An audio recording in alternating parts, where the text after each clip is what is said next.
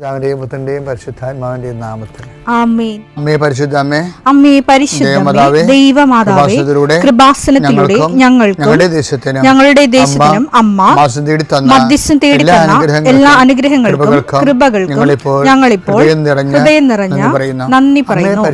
അമ്മേ പരിശുദ്ധമ്മേ, ദൈവമാതാവേ, 2004 ഡിസംബർ 7 ഉച്ചകഴിഞ്ഞ് 2:30 കൃപാസനത്തിൽ സംഭവിച്ച അമ്മയുടെ പ്രത്യക്ഷപ്പെടലിനെ കുറിച്ച് തിരുസഭയ്ക്ക് സമർപ്പിച്ചിരിക്കുന്ന പഠനരേഖകളുടെ സഭാത്മകമായ പഠനം ആരംഭിക്കുവാൻ ഞങ്ങൾ പ്രാർത്ഥിക്കുന്നു. അമ്മേ പരിശുദ്ധമേ, ഭൂസ്വർലോകങ്ങളുടെ രാജ്ഞിയായ അങ്ങേയ്ക്ക് ഭൗമസംരക്ഷണത്തിനായി പ്രപഞ്ചപ്രകൃതിയെ തന്നെ തിരുസഭ പ്രതിഷ്ഠിക്കുവാൻ ഈ പ്രത്യക്ഷീകരണം വഴി ഇടയാക്കണമേ. പരിശുദ്ധമേ, ജപമാല മാതാവേ, സകല കൃപാസനം പ്രാർത്ഥനയോടും ചേർത്ത് ഞങ്ങളിപ്പോൾ പ്രാർത്ഥിക്കുന്ന ഈ കുടുംബത്തിന്റെ പ്രത്യേക നിയോഗം മക്കളെ, അമ്മയുടെ പ്രത്യക്ഷീകരണത്തിന്റെ ഈ അനുഗ്രഹവേളയിൽ ഞങ്ങൾക്ക് സാധിച്ചു തരുവാൻ കനിയണമേ.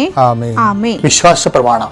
സർവശക്തനായ പിതാവും ആകാശത്തിന്റെയും ഭൂമിയുടെയും സൃഷ്ടാവുമായ ദൈവത്തിൽ ഞാൻ വിശ്വസിക്കുന്നു.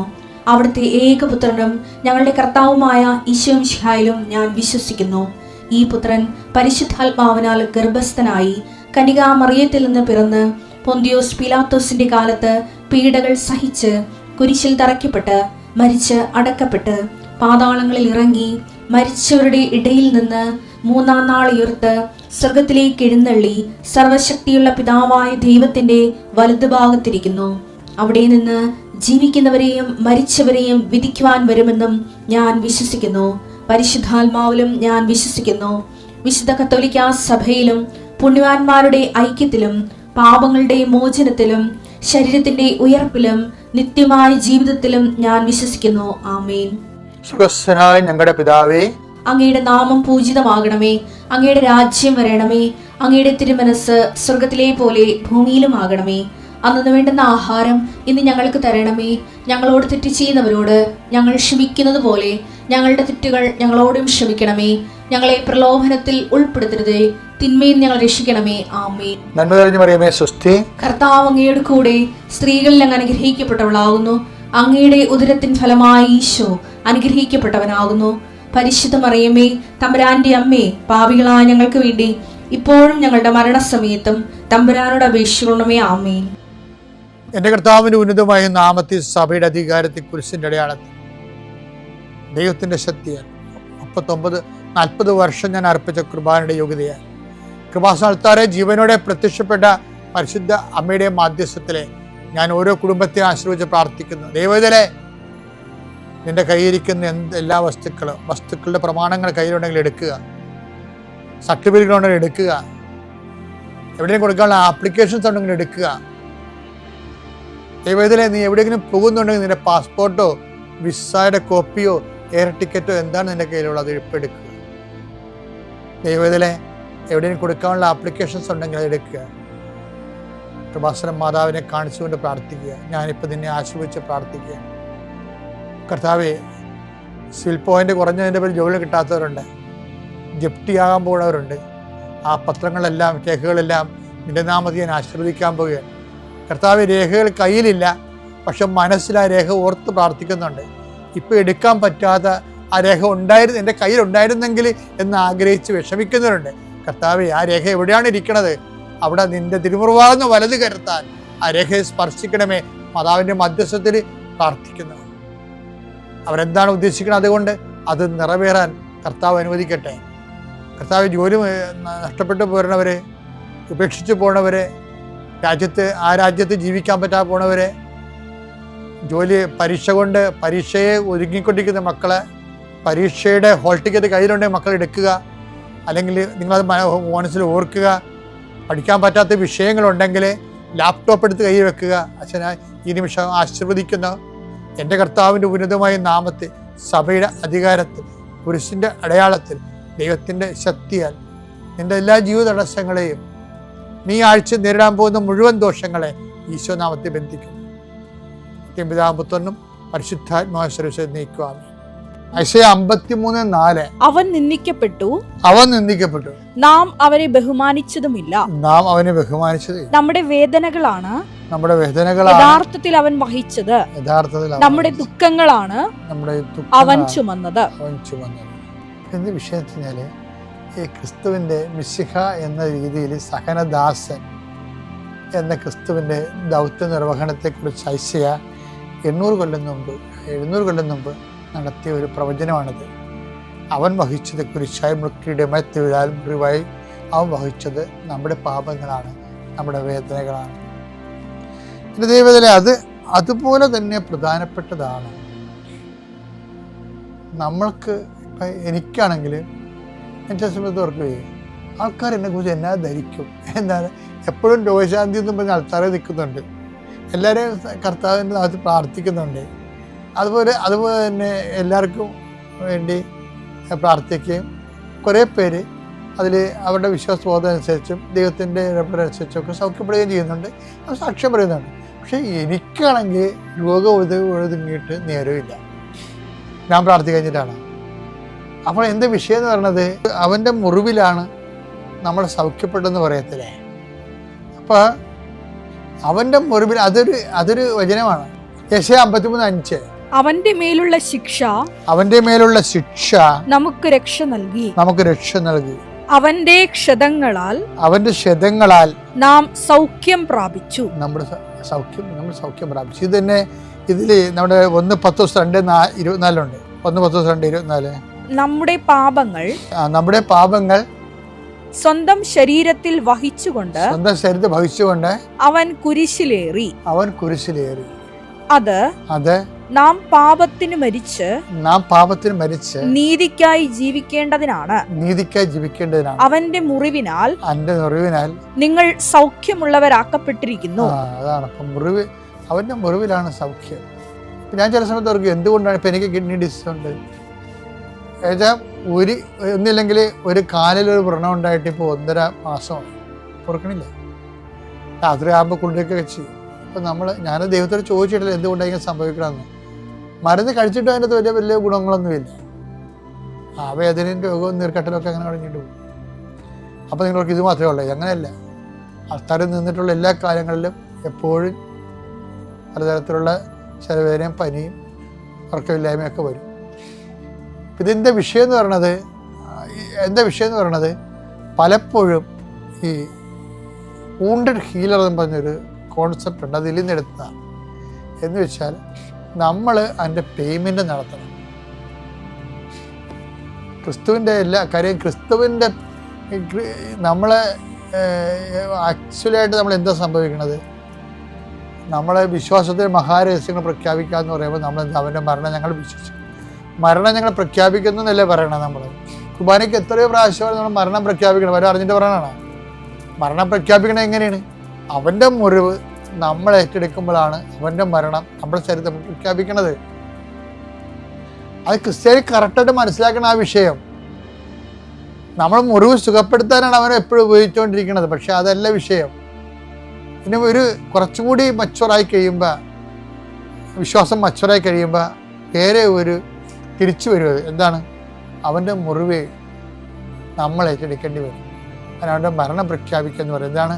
അവൻ എനിക്ക് വേണ്ടി മരിച്ചു എന്ന് ഞാൻ പ്രഖ്യാപിക്കണേ. അപ്പോൾ ആ പ്രഖ്യാപിക്കുമ്പോൾ അവൻ ആ മരണം നമ്മുടെ ശരീരത്തിൽ സംഭവിക്കുക. 2:4 യേശുവിന്റെ ജീവൻ ഞങ്ങളുടെ ശരീരത്തിൽ പ്രത്യക്ഷമാകുന്നതിന് അവിടുത്തെ മരണം ഞങ്ങൾ എല്ലായ്പ്പോഴും ശരീരത്തിൽ സംവഹിക്കുന്നു. ഈ പൗലോസ് അപ്പോസ്തലന് ഗ്യാസ്ട്രിക് അൾസർ ആയിരുന്നു, കുടലിൽ പുണ്ണായിരുന്നു എന്നാണ് അദ്ദേഹം ജീവിതമാർ പറയണത്. അപ്പോൾ അതിനെക്കുറിച്ച് അദ്ദേഹം പറഞ്ഞത് എന്താണ്? ഞാൻ അദ്ദേഹത്തിൻ്റെ ക്രിസ്തുവിൻ്റെ മരണം സംവഹിക്കുന്നു. അതാണ് വിഷയം. പീഡാനുഭവ കാലത്ത് കുറച്ച് വിവരമുള്ള ക്രൈസ്തവരാകാൻ നോക്കണം നമ്മളെ. അല്ലാതെ കുരിശിൻ്റെ വഴിയിൽ നടത്തി പാട്ടും പാടി ഓരോരോ വിഷയം വരുമ്പോൾ കന്നേ കാളെന്ന് പറഞ്ഞ് നിരയും വിളിച്ച് മാതാവിനെപ്പോലെ ഹൃദയത്തിൽ സംഗ്രഹിച്ചിട്ട് കർത്താവിൻ്റെ മരണം ഞാൻ എൻ്റെ ശരീരത്തിൽ അവൻ്റെ ജീവൻ എന്നിൽ പ്രത്യക്ഷമാകാൻ വേണ്ടി അവൻ്റെ മരണത്തെ ഞങ്ങൾ സംവഹിക്കുകയാണ് ചെയ്യുന്നത്. അതാണ് അപ്പോസ്തലിക പാരമ്പര്യം എന്ന് പറയുന്നത്. നമ്മൾ അപ്പോസ്തലിക ചർച്ച് എന്ന് സഭയെന്ന് പറയുമ്പോൾ അപ്പോസ്തലിക പാരമ്പര്യത്തിലുള്ള സഭയാണ് നമ്മൾ. അതുകൊണ്ട് തന്നെ ദൈവം എനിക്കങ്ങനെ വന്ന് വരുത്തിയല്ലോ, ഞാൻ പ്രാർത്ഥിച്ചില്ലേ, എന്നിട്ടെനിക്ക് ഇങ്ങനെ സംഭവിച്ചല്ലോ, എന്നിട്ടെനിക്ക് അപകടം സംഭവിച്ചല്ലോ എന്ന് അങ്ങനെയൊന്നും പറഞ്ഞ് ഓരോ ദൈവത്തിനെ പ്രതികൂട്ടിലാക്കാൻ നോക്കരുത് ഒരിക്കലും. വേദപാഠം എന്ന് പറഞ്ഞാൽ നമ്മൾ പണ്ട് പഠിച്ചത് മാത്രമല്ല, അത് ടെക്സ്റ്റ് ബുക്കുകളാണ്. ജീവിതമാണ് വേദപാഠം, ജീവിത അനുഭവങ്ങളാണ് വേദപാഠം എന്ന് പറയുന്നത്. അതിൽ എല്ലാ കാലവും മാതാവിന് എല്ലാ അനുഭവങ്ങളും ഹൃദയത്തിൽ സംഗ്രഹിക്കാനുള്ളതാണെങ്കിലും നമുക്കും എല്ലാ അനുഭവങ്ങളും ക്രിസ്തുവിൻ്റെ പീഡാനുഭവങ്ങളെ ഏറ്റെടുത്ത് പ്രഘോഷിക്കാനും പ്രഖ്യാപിക്കാനും അതുവഴി ക്രിസ്തുവിൻ്റെ ജീവിതം നമ്മൾ പ്രകടമാകാൻ വേണ്ടി ദൈവത്തിൻ്റെ പദ്ധതി ഭാഗമായിട്ട് സ്വീകരിക്കാം. ഈ അവസാന അത്താഴ ബലിയിലെ എൻ്റെ ഹൃദയത്തെ ഏറ്റവും കൂടുതൽ സ്പർശിച്ചത് ഒരു വാക്കാണ് കർത്താവിൻ്റെ. എല്ലാവരെയും ഊട്ടിക്കൊണ്ട് ഈശോ പറയും, എല്ലാവർക്കും എല്ലാം വിളമ്പിക്കൊടുക്കും. എന്നിട്ട് പത്രോസ് കർത്താവിനോട് ചോദിക്കും, കഴിക്കണില്ലേ എന്ന് ചോദിക്കും. അപ്പോൾ ഈശോ പറയും, കഴിക്കാം. എപ്പോഴാ? നാളെ ഈ സമയമാകുമ്പോൾ ഞാൻ പിതാവിൻ്റെ മേശകളുടെ അടുത്തുണ്ടാകും, പിതാവിൻ്റെ കൂടെ. അപ്പോൾ മുന്തിരിയുടെ ഈ ഫലത്തിൽ നിന്ന് ഇപ്പോൾ ഞാൻ പാനം ചെയ്യത്തില്ല, അപ്പോൾ നവമായി ഞാൻ പാനം ചെയ്ത് കൊള്ളാം. എന്തോ ഒരു ഉയർപ്പിൻ്റെ എന്തോ ഒരു ബോധത്തോടു കൂടിയാണ് അന്ത്യത്താഴത്തിലെ കുർബാന സ്ഥാപിക്കുന്നത്. കുർബാന ശരിക്കും ഉയർപ്പിൻ്റെ ഒരു ബലിയാണ്, ഉയർപ്പിന് വേണ്ടിയൊരു ബലിയാണ്. അന്ന് ശരിക്കും സാപത്ത് ദിവസമാണ്, ഈശോ പട്ടിണിയാണ്, എല്ലാവരും പട്ടിണിയാണ്, ഉച്ചഭക്ഷണം ഇല്ലാതിരിക്കുകയാണ്. പക്ഷെ വൈകുന്നേരം ഭക്ഷണം തയ്യാറായി ഇവിടെ എല്ലാവരുടെയും കാലെല്ലാം കഴുകി കർത്താവ് അവർക്കെല്ലാം ഭാഗിച്ച് വിധിച്ച് കൊടുത്തിട്ട് പറയും, അവസാനം പറയും, യൂദാസ് ഇറങ്ങിപ്പോയി കഴിയുമ്പോഴാണ് ഈശോ കുർബാന സ്ഥാപിക്കുന്നത്. അതിന് കാരണങ്ങൾ ഈശോ പറയുന്നുണ്ട് എന്തുകൊണ്ടാണെന്ന്. അത് നമുക്കിവിടെ ധ്യാന വിഷയമാക്കാൻ കുറേ സമയമെടുക്കും. അവൻ പോയി കഴിയുമ്പോഴാണ് ഈശോ കുർബാന സ്ഥാപിക്കുന്നത്. കുർബാനയ്ക്ക് എപ്പോഴും അശുദ്ധമായ ഹൃദയത്തോടെ അധരത്തോടെ നമുക്ക് കുർബാനയിൽ പങ്കെടുക്കാൻ പറ്റത്തില്ല എന്നുള്ളത് കുർബാന സ്ഥാപനത്തിൻ്റെ വചനങ്ങളിൽ നിന്നൊക്കെ മനസ്സിലാകും. സാത്താൻ പോയി കഴിയുമ്പോൾ, അശുദ്ധനായവൻ പോയി കഴിയുമ്പോൾ, അല്ലെങ്കിൽ സാത്താൻ്റെ പിണിയാളായി അവൻ്റെ പ്രേരണകൾക്ക് എതിരെ ഒപ്പം പ്രവർത്തിക്കുന്ന ആ ഒരു മാനസിക അവസ്ഥ ഉള്ളവരെ ആ കുർബാന ടേബിളിൽ നിന്നും പോയി കഴിയുമ്പോഴാണ് കർത്താവ് പറയണത്, ഇപ്പോഴും മനുഷ്യപുത്രൻ മഹത്വപ്പെടും, പിതാവായ ദൈവവും മഹത്വപ്പെടും എന്ന് പറഞ്ഞതിന് ശേഷമാണ് പിന്നീട് കർത്താവ് അപ്പോൾ വീഞ്ഞു വാഴ്ത്തി ഇതെൻ്റെ ശരീരമാണെന്ന് പറഞ്ഞിട്ട് അവർക്ക്, എൻ്റെ രക്തമാണെന്ന് പറഞ്ഞിട്ട് അവർക്ക് വാങ്ങി ഭക്ഷിക്കാൻ പറയണത്. അതുകൊണ്ടാണ് ദേവാലയത്തിൽ നമ്മൾ ചെല്ലണമെന്ന് പറയണത്. കാരണം കുർബാന അർപ്പിക്കാൻ ദേവാലയത്തിന് പുറത്ത് അർപ്പിക്കാൻ ശരിക്കും പറഞ്ഞാൽ സഭ അനുവാദം കൊടുക്കരുത്. അതാണ് ഇവിടുത്തെ മെയിൻ സംഭവം. എന്താ കാര്യത്തിൽ പ്രായമുള്ളവരില്ലേ, എന്നുവെച്ചാൽ 90 വയസ്സൊക്കെ ഉള്ള ആൾക്കാരില്ലേ, അവർക്ക് വേണ്ടിയാണ് ചെയ്യണതേ. അവർ ജീവിതകാലം മുഴുവൻ കുർബാനയുടെ കൂടെ ജീവിച്ച ആൾക്കാരായിരിക്കും. എൻ്റെ പള്ളിയിലൊക്കെ അങ്ങനെ ആൾക്കാരുണ്ടായിട്ടുണ്ട്. ഒറ്റ കുർബാന പോലും മുടക്കാതെ വന്ന് ക്രാസിയെ പിടിച്ച് നിൽക്കാൻ പറ്റണില്ല. ഇപ്പോൾ ആൾക്കാരുടെ ക്രാസിയെ പിടിച്ചിട്ട് തൂങ്ങിക്കിട്ട് നിൽക്കും, എന്ന് ആൾക്കാരിലേക്ക് നോക്കിക്കൊണ്ട് നിൽക്കും. ഈ ആൾക്കാരൊക്കെ കുറച്ച് കഴിയുമ്പോൾ തളർന്ന് വീട്ടിൽ കിടപ്പായി പോകും. അവർക്ക് വേണ്ടിയാണ് ഈ TV യിലൊക്കെ കുർബാന വെച്ചിരിക്കുന്നത്, ആരോഗ്യമുള്ള നമുക്ക് വേണ്ടിയല്ല. അപ്പോൾ അത് മനസ്സിലാക്കണം നമ്മൾ. എന്നിട്ട് നമ്മൾ എന്തെങ്കിലും, അതായത് കുർബാന എന്ന ഇൻറ്റിമസിയാണ്, കർത്താവുമായിട്ട് നമ്മൾ ചങ്കായി തീരുകയാണ്. ഉടമ്പടിയുടെ ഉദ്ദേശം അതാണല്ലോ. നമ്മുടെ മരിയൻ ഉടമ്പടിയുടെ ഉദ്ദേശവും അതിൻ്റെ ലക്ഷ്യങ്ങളെന്ന് വെച്ചാൽ അത് ഉടമ്പടി കൃത്യമായിട്ട് നിറവേറ്റി കഴിയുമ്പോൾ നമ്മൾ ദൈവത്തിൻ്റെ ചങ്കായി മാറും, ഇൻറ്റിമസിയായി മാറും. അതുകൊണ്ടാണ് ഇതിൻ്റെ സ്പീഡ് വർദ്ധിക്കുന്നതിന് ഒരു കാരണം അതാണ്. പ്രാർത്ഥിക്കുക, കർത്താവായ ദൈവമേ, ഉടമ്പടി എടുക്കുമ്പോൾ അങ്ങയുടെ നാമത്തിലെ അങ്ങയുടെ നാമത്തിന്റെ മഹത്വത്തിന് വേണ്ടി പരിശുദ്ധ അമ്മയെപ്പോലെ വിശ്വസ്തയോടെ ഉടമ്പടി പാലിക്കുവാൻ എന്നെ സഹായിക്കണമേ. അപ്പോൾ പരിശുദ്ധ അമ്മയുടെ ഏറ്റവും വലിയൊരു അനുഗ്രഹം എന്ന് പറയുന്നത് അവർ ഉടമ്പടിയോട് കാണിക്കുന്ന അന്ത്യകാലം വരെയുള്ള വിശ്വസ്തതയാണ്. ഇപ്പോൾ നമ്മൾ കുരിശിൻ്റെ വഴിയിൽ പാടത്തില്ലേ, കവിഞ്ഞൊഴുകുന്ന സ്വരത്തിൽ പറ, കവിഞ്ഞൊഴുകുന്ന 4 കണ്ണുകൾ, വിങ്ങിപ്പൊട്ടുന്ന അമ്മയും മകനും. അതാണ് സംഭവം. അമ്മയും മകനും സംസാരിക്കുന്നില്ല. അതിപ്പോൾ തുടങ്ങിയല്ല. മറിയത്തിൻ്റെ മൗനമെന്ന് പറയണത് എത്രയോ ആ ഉടമ്പടിയുള്ള വിശ്വസ്തതയാണത്. നമ്മളൊരു വൈകാരിക, ഇപ്പോൾ ആബേലസ്നാഥ് എഴുതിയപ്പോൾ ഒരു വൈകാരികമായിട്ടുള്ള ഒരു സെൻസേഷന് വേണ്ടി എഴുതിയതാണ്. പക്ഷേ അതല്ല വിഷയം. ഈ അമ്മ അങ്ങനെ സംസാരിക്കാറില്ല.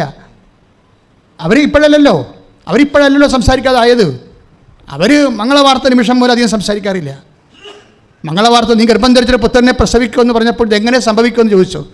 ഞാൻ പുരുഷനെ അറിയുന്നില്ലല്ലോ എന്ന് പറഞ്ഞപ്പോൾ പരിശുദ്ധാത്മാവ് നിൻ്റെ മേൽ വരും, അതിൻ്റെ ശക്തി നിന്നെ പ്രവർത്തിക്കുമെന്ന് പറഞ്ഞപ്പോൾ അമ്മ ഉടമ്പടി ചെയ്ത്. അമ്മ എന്താ ഉടമ്പടി ചെയ്തത്? ഇതാ കർത്താവിൻ്റെ ദാസി. പറഞ്ഞേ, ഇതാ കർത്താവിന്റെ ദാസി, അങ്ങയുടെ വചനം പോലെ അങ്ങയുടെ വചനം പോലെ എന്നിൽ നിറവേറട്ടെ. എന്നിൽ നിറവേറട്ടെ. അതാണ് ഉടമ്പടി അമ്മ ചെയ്തത്. അവിടുന്നാണ് ഈ മൗനം വരണത്. കർത്താവിൻ്റെ ഇടപെടലിന് അവസാനം വരെ അമ്മ behold the handmade of the Lord എന്ന് പറഞ്ഞു. ഇതാ കർത്താവിൻ്റെ ദാസി എന്ന് പറഞ്ഞു. പിന്നെ വീട്ടിൽ പോയി നിന്നില്ല. ഭയങ്കര തർക്കവും ബഹളമൊക്കെ ഉണ്ടാവും. ആൾ പ്രഗ്നൻ്റ് ആയില്ലേ. അപ്പം ഇനി വീട്ടിൽ എത്രയോ നാട്ടുകാരുടെ എത്രയോ ചോദ്യങ്ങളുണ്ടാവും. അപ്പോഴേ അങ്ങനെ ചോദ്യങ്ങളൊക്കെ അതിനൊക്കെ ഉത്തരങ്ങൾ പറഞ്ഞു മനുഷ്യൻ ഉണ്ടാക്കുന്ന ഉയർത്തുന്ന പ്രശ്നങ്ങൾക്ക് മനുഷ്യന്മാരുടെ ഉത്തരം പറഞ്ഞ് അങ്ങനെ ജയിച്ചും തോറ്റും നീതീകരിച്ചും അങ്ങനെ ഒരു മരിയൻ ലൈഫില്ല. അതുകൊണ്ട് അമ്മ അവിടുന്ന് അപ്പം തന്നെ സ്കൂട്ടായി. എങ്ങോട്ട് പോയി? എലിസബത്തിൻ്റെ വീട്ടിൽ പോയി. എന്തിനാണ്? പ്രാർത്ഥിക്കാൻ പോയതാണ്. എലിസബത്തുമായിട്ട് അമ്മ കാര്യം എലിസബത്ത് അടയാളമായിട്ട് കാണിച്ചായിരുന്നു. മരി, ഇനി നിനക്ക് റെഫർ ചെയ്യാനുള്ള ഒരു റെഫറിങ് പോയിൻ്റ് എലിസബത്താണ്. അവർ പ്രായം കഴിഞ്ഞ ഒരു സ്ത്രീയാണ്, പക്ഷേ ഇപ്പോൾ പ്രഗ്നൻ്റാണ്. നിനക്ക് പോയി അമ്മയെ അവരെ കാണാമെന്ന് പറഞ്ഞു. അമ്മ അവരെടുത്ത് പോയപ്പോൾ എന്താ സംഭവിച്ചത്? അനാവശ്യമായ സംസാരങ്ങൾ ഒഴിവായി. അവിടെ തന്നെ മറിയം മൗനമായി. ഒറ്റക്കാണ് അവർ പോയിരിക്കുന്നത്. മറിയം അവിടെ വെച്ച് മൗനമായി. ഒരു ദൈവത്തിൻ്റെ ദിനസ്ഥലി നമ്മൾ ഉടമ്പടി ചെയ്തു കഴിഞ്ഞാൽ ആദ്യം വേണ്ട ശരീരഭാഷ മൗനമാണ് ശരിക്കും. അല്ലാതെ കലാപ്പിലായെന്നും പറഞ്ഞുകൊണ്ട് ആവശ്യമില്ലാത്തൊക്കെ പോയി തലവെച്ച് കൊടുത്തിട്ട് തല അവിടെ കുരുങ്ങി അവർ തലയിൽ ഞൊട്ടിക്കൊണ്ട് പോയി. ഇങ്ങനെ അലവലാതിയായിട്ട് ജീവിക്കാൻ പറ്റത്തില്ല. നിങ്ങൾ അത്യാവശ്യം സംസാരിക്കാം. പിന്നെ എന്തെങ്കിലും ഒരു പോരായ്മ വരുമ്പോൾ കുരിശിൻ്റെ വഴിയിൽ നമ്മൾ പറയുന്നത് അമ്മയും മകനും സംസാരിക്കുന്നില്ല. ഇതെപ്പോൾ തുടങ്ങിയാണ് ഈ സംസാരമില്ലാത്തവ? പണ്ട് എവിടെയെല്ലാം അവർക്ക് കുരിശ് അവർ കാണുന്നോ അവിടെയെല്ലാം അവർ ഇതാ കർത്താവിൻ്റെ ദാസി എന്ന് പറയും. അവിടെ മൗനത്തിൻ്റെ ആന്തരികത എന്താണ്? Behold the handmade of the Lord എന്നാണ്. അവരെന്തുകൊണ്ടാണ് മൗനം പാലിക്കുന്നത്? ഉടമ്പടി ഫോളോ ചെയ്യേണ്ടത് മരിയൻ സ്പിരിച്വാലിറ്റിയാണ്. അതാണ് ഇടിച്ചു കുത്തി പോണതിൻ്റെ കാര്യം. ഇതാണ് ഉടമ്പടി ഫോളോ ചെയ്യുമ്പോൾ നിങ്ങൾ ഓർക്കരുത് ഇത് യുദാസുകൊണ്ടാണ് പെട്ടിക്കൊണ്ടുവന്ന അപേക്ഷ ഇടിച്ചിറക്കണ പോലെ പരിപാടിയല്ല. മറിച്ച് ഇതിന് ഒരു സാക്ഷിയുണ്ട്. നിൻ്റെ ഉടമ്പടിക്ക് ഒരു മധ്യസ്ഥയുണ്ട്. അത് യേശുവിൻ്റെ അമ്മയായ മറിയം തന്നെയാണ്. അവരുടെ നിലപാടുണ്ട്, അവരുടെ സമീപനമുണ്ട്, അവരുടെ ഒരു എല്ലാ വിഷയത്തോടുമുള്ള ഒരു കാഴ്ചപ്പാടുണ്ട്. അതാണ് ഉടമ്പടിയുടെ ആധ്യാത്മികത എന്ന് പറയുന്നത്. അതാണ് മരിയ സ്പിരിച്വാലിറ്റി. പ്രാർത്ഥിക്കുക, കർത്താവ് ദൈവമേ, ഉടമ്പടിക്കുന്ന ഞങ്ങൾ എല്ലാവരെയും ആദ്യം ഉടമ്പടി ദൈവത്തോട് ചെയ്ത യേശുവിനെ ഉദരത്തിൽ സ്വീകരിച്ച ലോകരക്ഷകനായ യേശു ക്രിസ്തുവിന്റെ അമ്മയായ പരിശുദ്ധ കന്യാമറിയത്തിന്റെ ഉടമ്പടി പെരുമാറ്റങ്ങള്, ഉടമ്പടി സ്വഭാവങ്ങള് ഞങ്ങളുടെ ഹൃദയത്തില് അനുവർത്തിക്കുന്നതിന് വേണ്ടി ഞങ്ങളെ അഭിഷേകം ചെയ്യണമേ. ശ്രദ്ധിക്കട്ടെ.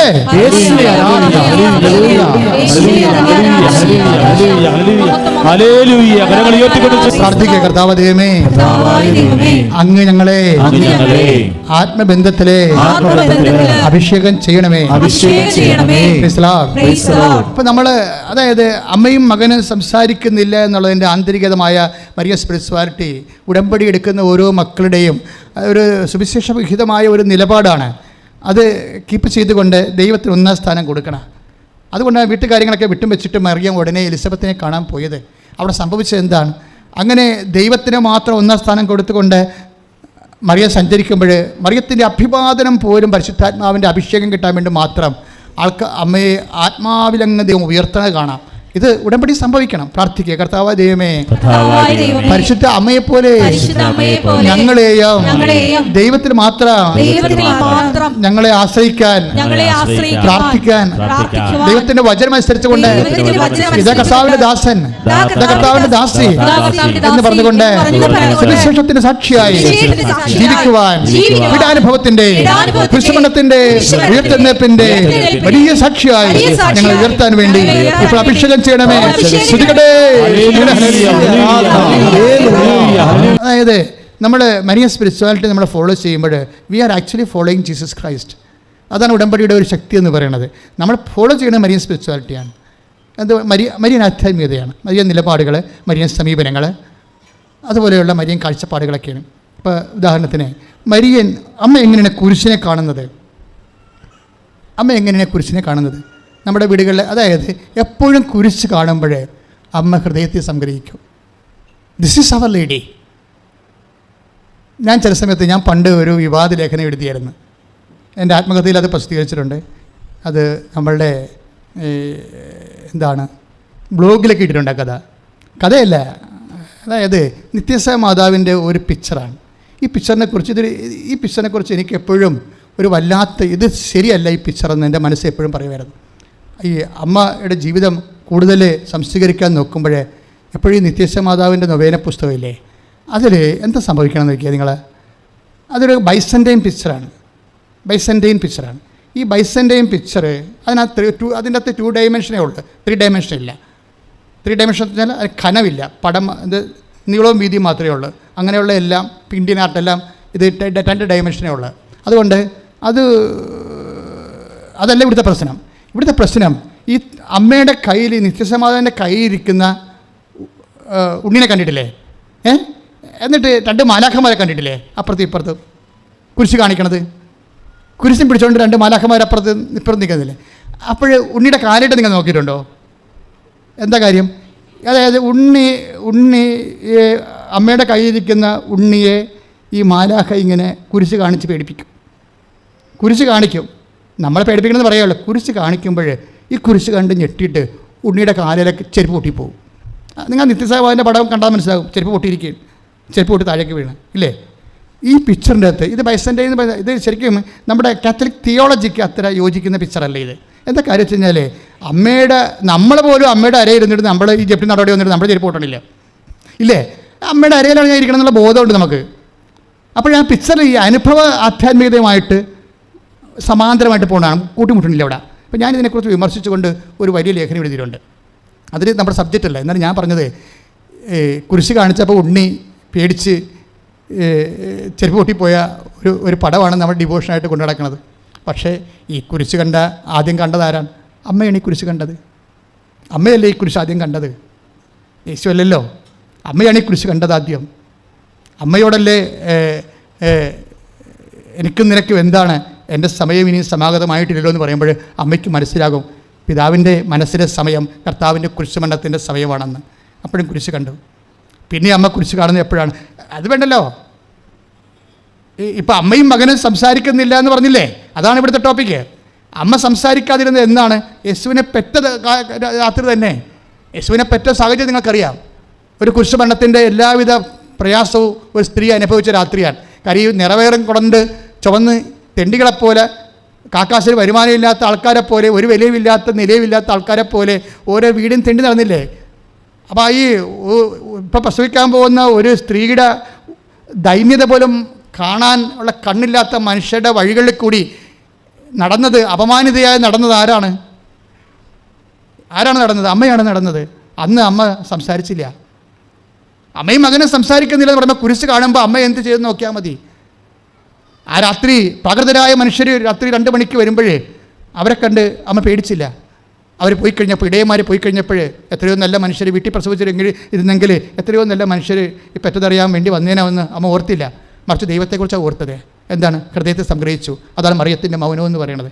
അമ്മയും മകനും സംസാരിക്കാതിരുന്നത് കുരിശിൻ്റെ വഴി മാത്രമല്ല, അമ്മയുടെ ജീവിതത്തിലെല്ലാം കുരിശ് കാണുന്ന കാലത്തൊന്നും അമ്മ സംസാരിച്ചിട്ടില്ല മനുഷ്യന്മാരോട്, പക്ഷേ ദൈവത്തോട് സംസാരിച്ചു. അതാണ് മരിയൻ ആധ്യാത്മികത എന്ന് പറയുന്നത്. ഉടമ്പടി ഫോളോ ചെയ്യുന്നത് അതാണ്. നീ ഉടമ്പടി ഇരിക്കുമ്പോൾ തന്നെ, ഞാൻ ഈ ദിവസങ്ങൾ ഇട്ടിരിക്കുന്നതിന് ഇപ്പോൾ 1,40,000 പേര് ഓൾറെഡി അത് കുടിക്കണം, ആ ധ്യാനം കൂടിക്കഴിഞ്ഞ്. കഴിഞ്ഞ ചൊവ്വാഴ്ചത്തെ ധ്യാനമാണ്. ഇപ്പോഴും 1,40,000 പേര് കൂടി. ആദ്യമായിട്ടാണ് ഒരു ആഴ്ചയിൽ 1,40,000 പേര് ഒരു ധ്യാനം കൂടുന്നത്. എന്താ അവിടെ പറഞ്ഞിരിക്കുന്നത്? ഉടമ്പടിയിൽ ഇരിക്കുമ്പോൾ ക്രൈസിസ് വന്നാൽ എന്ത് ചെയ്യണമെന്നാണ് പറഞ്ഞിരിക്കുന്നത് ആ ധ്യാനത്തിൽ. അത് 3 പേരുടെ അനുഭവങ്ങൾ പറഞ്ഞിട്ടുണ്ട്. ഉടമ്പടി ഇരിക്കുമ്പോൾ ക്രൈസിസ് വന്നാൽ എന്ത് ചെയ്യും? അത് ദൈവം വരുത്താതെ ഒരിക്കലും ക്രൈസിസ് വരത്തില്ല. അവിടെ എന്താണ്? അങ്ങനെ ക്രൈസിസ് ഉടമ്പടി ഇരിക്കുമ്പോൾ ക്രൈസിസ് വന്ന ആളാണ് മറിയം. മറിയം എന്താ പറഞ്ഞത്? ഇതാ കർത്താവിൻ്റെ ദാസി. ഇതെങ്ങനെ സംഭവിക്കുമെന്ന് ചോദിക്കുമ്പോഴേ Luka 1:38 എന്താ പറഞ്ഞത്? ഇതാ കർത്താവിൻ്റെ ദാസി. ഇത് ഈ കർത്താവിൻ്റെ ദാസി എന്ന് പറഞ്ഞ അടുത്ത വചനം എന്താണ്? അങ്ങയുടെ വചനം പോലെ എന്നിൽ. അതാണ് ഉടമ്പടി എന്ന് പറയുന്നത്. ദൈവത്തോട് ചെയ്ത ഉടമ്പടി അതാണ്. അങ്ങയുടെ വചനം, അങ്ങയുടെ മനസ്സ് എന്താണ്? അത് നിറവേറട്ടെ. അതുകൊണ്ട് ഇടയന്മാർ വരുമ്പോഴും അമ്മ പറയും, പകർന്നതായ മനുഷ്യർ വരുമ്പോഴും പറയും, ഞാൻ ഇങ്ങനെ പ്രസവിക്കേണ്ട ആളല്ല, ഇങ്ങനെയുള്ള ആൾക്കാരല്ല എന്നെ വന്ന് കാണേണ്ടത്. പക്ഷേ അപ്പായുടെ മനസ്സ് ഇതാണ്. അതുകൊണ്ട് അപ്പായുടെ മനസ്സ് നിറവേറട്ടെ. മറിയം മൗനമായിരിക്കും. ശ്രദ്ധിക്കട്ടെ, കൈയടിച്ച് ശ്രദ്ധിക്കട്ടെ.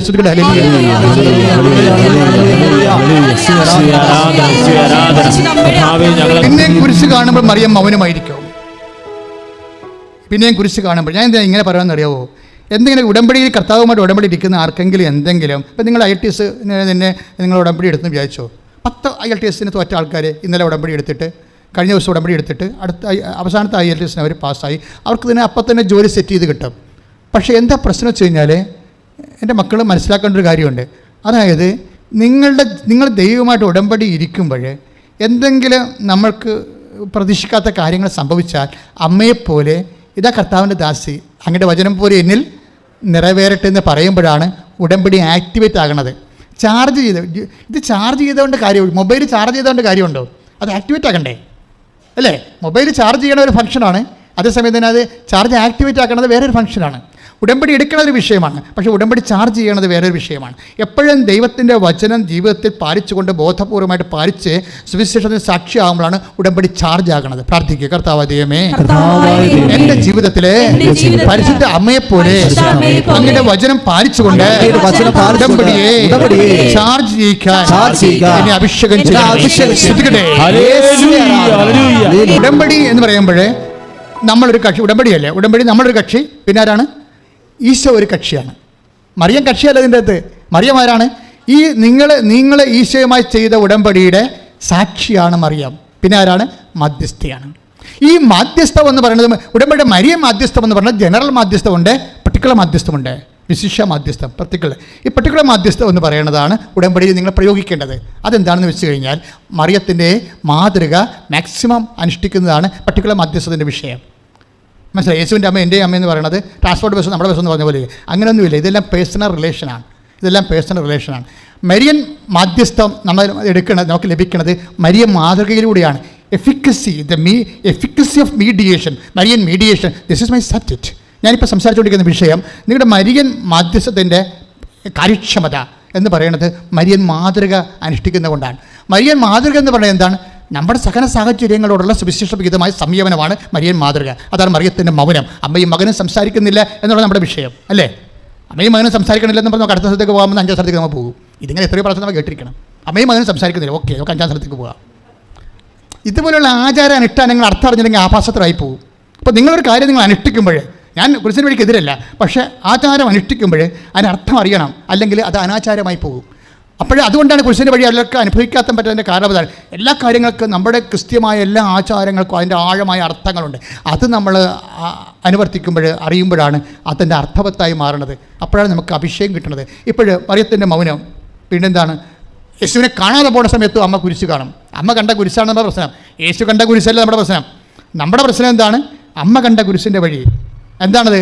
യേശുവിനെ കാണാതെ പോയിട്ട് 2 ദിവസത്തെ വഴി പിന്നിട്ടിട്ട് പിന്നെയും കാണാതെ പോയത് അറിഞ്ഞിട്ട് ചങ്കലച്ചുകൊണ്ട് വീണ്ടും വേർത്തൊലിച്ച് തെണ്ടിത്തിരിഞ്ഞ് അവിടെ എത്തിക്കുമ്പോൾ യേശു പറയുന്ന വാക്കാണ് 3ാമത്തെ കുരിശ്, മറിയം കണ്ട കുരിശ്. എന്താണ്? നിങ്ങൾ എന്താണ് എന്നെ അന്വേഷിച്ചത്? അതാണ് വിഷയം. പിന്നെ എന്താ പറഞ്ഞത്?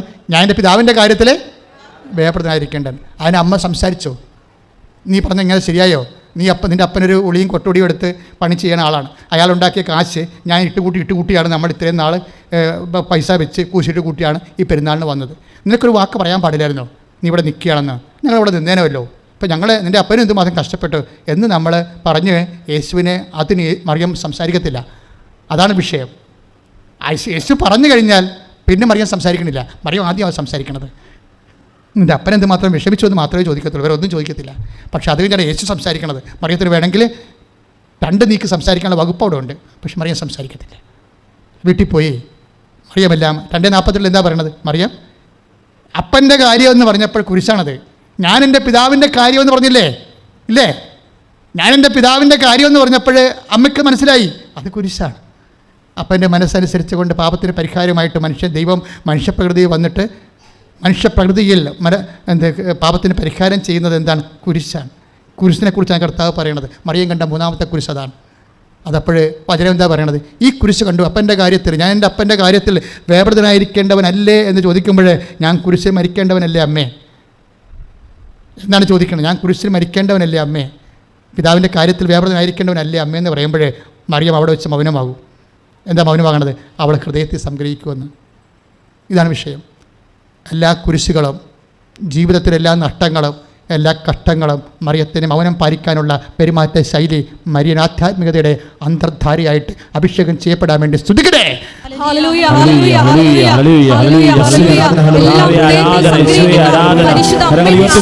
പരമദിവ്യകാരുണ്യത്തിന് അത് എന്താ പ്രശ്നം വെച്ച് കഴിഞ്ഞാൽ എപ്പോഴും നമ്മൾ ഉടമ്പടിയുടെ കാര്യം ശ്രദ്ധിക്കുമ്പോൾ ഉടമ്പടിയിലൂടെ ദൈവം ഉദ്ദേശിക്കുന്ന വേറെ നിങ്ങളറിയാത്ത ഒരു ആഹാരമുണ്ട്. ഉടമ്പടിയിൽ നിങ്ങൾ എഴുതാത്ത ഒരു അനുഗ്രഹമുണ്ട്. എപ്പോഴും കർത്താവ് ഇടയ്ക്ക് പറയാറുണ്ടോ, നിങ്ങളറിയാത്ത ആഹാരം എനിക്കുണ്ടെന്ന് പറയത്തില്ലേ? അതുപോലെ നിങ്ങൾ എഴുതാത്തൊരു അനുഗ്രഹമുണ്ട്. അതെന്ന് വെച്ച് കഴിഞ്ഞാൽ ശക്തീകരിക്കുകയാണ് അതിൻ്റെ ഏറ്റവും വലിയ. അതായത് നിങ്ങളെ ദൈവം ഒരു വ്യക്തിക്ക് അവന് അഭിഷേകമായി അവൻ്റെ കൂടെ ആയെന്ന് നമ്മൾ അറിയണത് എങ്ങനെയാണ്? ആ വ്യക്തി അനുഗ്രഹങ്ങൾ പ്രാപിക്കുമ്പോൾ മാത്രമല്ല, ആത്മാവിൽ ശക്തി പ്രാപിക്കുമ്പോഴാണ്. പറഞ്ഞ മനസ്സിലായ? ആത്മാവിൽ ശക്തി പ്രാപിക്കുമ്പോഴേ. കഴിഞ്ഞ ദിവസങ്ങളിൽ ഒരു ചെടുത്തൊരു സാക്ഷ്യം പറഞ്ഞു. അവരുടെ 21 വയസ്സായ മകൻ മരിച്ചു വാഹനാപകടത്തിൽ. ഒരു മകനേ ഉണ്ടായിരുന്നുള്ളൂ. 21 വയസ്സായ മകൻ വാഹനാപകടത്തിൽ മരിച്ചു. അവന് ഭയങ്കരമായ പ്രയാസങ്ങൾ ആ ചേച്ചിക്കൊണ്ട് അറിയാവില്ല, ചിന്തിക്കാവുന്നേ ഉള്ളൂ. ഒരേ ഒരു മകൻ 21ാമത്തെ വയസ്സിൽ മരിച്ചാലുണ്ടാകുന്ന ആത്മയുടെ ആഘാതം എന്ന് പറയണത് കുരിശിൻ്റെ ചുവട്ടിൽ നിൽക്കണ മാതാവിൻ്റെ ആഘാതം പോലുള്ള ആഘാതമാണ്. ഇവരങ്ങനെ. പക്ഷേ ഇവർ കുറച്ച് കഴിഞ്ഞപ്പോൾ ഇവരോട് ആരോ ഉടമ്പടിയെക്കുറിച്ച് പറഞ്ഞു. നമ്മുടെ യൂട്യൂബിൽ ആ സാക്ഷ്യം കിടപ്പുണ്ട്. അപ്പോൾ ആ മനസ്സ് തകർന്ന അവർ വന്ന് ഇവിടെ വന്നിട്ട് ഉടമ്പടി എടുത്തപ്പോൾ ഇവർ പറയാത്ത ഒരു കാര്യം അമ്മ പറഞ്ഞു. ഉടമ്പടി എടുത്തത് അവരുടെ ആ തകർച്ചയിൽ നിന്ന് അവരൊത്തൊരു മനസ്സിനൊരു മോചനം കിട്ടാൻ വേണ്ടിയാണ് ഒരു ഉടമ്പടി എടുത്തത്. പക്ഷേ ഉടമ്പടി എടുത്ത് അവർ ഇവിടെ വന്ന് അമ്മയുടെ മുഖത്ത് നോക്കിയപ്പോൾ പറഞ്ഞ്, നീ ഇനിയും പ്രസവിക്കുമെന്ന് പറഞ്ഞു. അപ്പോൾ അവർ പറഞ്ഞു, എനിക്ക് 53 വയസ്സുണ്ട് ഇപ്പോഴേ, ഞാനിനി പ്രസവിച്ച 54 വയസ്സിലല്ലേ, ഞാനിപ്പോൾ 53 വയസ്സിൽ പ്രഗ്നൻ്റ് ആയാൽ ഞാൻ 54 വയസ്സിലല്ലേ പ്രസവിക്കത്തുള്ളൂ. ദാറ്റ് മീൻസ് അറൗണ്ട് 55 വയസ്സ്. അപ്പോഴെന്നാലും അമ്മ പറഞ്ഞത് ഇവൾ മനസ്സിൽ സൂക്ഷിച്ച്, അത് കർത്താവിൻ്റെ ദാസി എന്ന് പറഞ്ഞ പോലെ അതുപോലെ പറഞ്ഞ് അവിടെ പോയി. ആ ആഴ്ച അവർ പ്രഗ്നൻ്റായി. അപ്പോൾ എല്ലാവരും പറഞ്ഞത് എന്ത് പരിപാടിയാണ്, ഈ 53 വയസ്സിലൊക്കെ പ്രഗ്നൻ്റായി കഴിഞ്ഞാൽ 55 വയസ്സൊക്കെ പിള്ളേരെ പ്രസവിച്ച് കഴിഞ്ഞാൽ എന്ത് ചെയ്യും? അത് പിള്ളേർക്ക് രോഗമുണ്ടാകും. ആ രോഗമല്ല, ഈ ബുദ്ധിമാന്ദ്യം ഉണ്ടാകും, ഓട്ടിസം ഉണ്ടാകും, അല്ലെങ്കിൽ ഡൗൺ സിൻഡ്രോം ഉണ്ടാകും. ഇത് ടെർമിനേറ്റ് ചെയ്ത് കളയണമെന്ന് പറഞ്ഞ് കളയത്തില്ല, ഇത് അമ്മ തന്നതാണെന്ന് പറയും. കളയത്തില്ല, അമ്മ തന്നതാണ്. അമ്മ എന്താണ് തന്നത് ഞാൻ വാങ്ങിക്കുമെന്ന് പറയും. അവർ പ്രഗ്നൻ്റായ കൊച്ച് ജനിച്ച് ഒരു ആൺകുട്ടി, സുന്ദരനായ കുട്ടി. അവിടെ എല്ലാ വിഷമതകളും പോകുന്ന രീതിയിൽ കർത്താവ് അമ്മ അവളെ അഭിഷേകം ചെയ്ത്. അത് പക്ഷേ അത് കേൾക്കുമ്പോൾ നമുക്ക് അത് ഉടമ്പടിയുടെ മാത്രം. എനിക്ക് ഈ ഉടമ്പടിക്ക് ശേഷമാണ് ഇത്രയും വലിയ ഇങ്ങനെയുള്ള രീതിയിലുള്ള മിറക്കൾ, വിചിത്രമായ മിറക്കൾ വരണത്. പണ്ട് ഞാൻ ഉണ്ടായിരുന്ന കാലത്തൊക്കെ ഇതുപോലെയൊക്കെ മിറക്കൾ സംഭവിക്കുന്നതിൽ നമുക്ക് ഞെട്ടിപ്പിക്കുന്ന സാക്ഷ്യങ്ങളില്ല. ഇപ്പോൾ ഉടമ്പടി ഞെട്ടിപ്പിക്കുന്ന സാക്ഷ്യങ്ങളാണ് ശരിക്കും. അതായത് ഒരു വാതിലും അടഞ്ഞിട്ടില്ല, ഒരു വഴിയും അടഞ്ഞിട്ടില്ല, ആർക്കും നിന്നെ തോൽപ്പിക്കാൻ പറ്റത്തില്ല, ഒന്നിലും നീ തകരത്തില്ല. കാര്യം അമ്മ നിന്റെ കൂടെയാണ്. കൈയടിച്ച് ശ്രദ്ധിക്കട്ടെ.